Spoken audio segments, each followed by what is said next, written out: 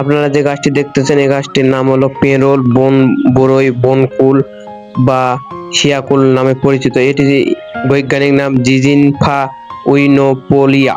এটি দক্ষিণ বা উত্তর এশিয়ার বিভিন্ন দেশে পাওয়া যায় এবং ফলটি সাধারণত শীতকালীন একটি ফল।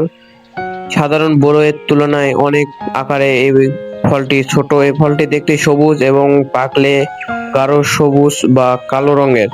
এই ফলটি গাছে অধিকাংশই কাঁটা রয়েছে এবং গাছটির পাতা কিছুটা বরই গাছের মতো নেই এবং ফুলগুলো সাদা এবং ধূসর রঙের হয়ে থাকে। এই গাছের বিভিন্ন অংশই ঔষধি গুণ সম্পন্ন এবং প্রায় কিছু বছর পর থেকে বা আগে থেকে এই গাছটি বিলুপ্তির পর্যায়ে। এই গাছটি সাধারণত বিশেষ করে জঙ্গল অঞ্চলে পাওয়া যায়। এই গাছটি বাংলাদেশের একটি ঐতিহ্যবাহী গাছ এবং বিলুপ্ত গাছের মধ্যে অন্যতম।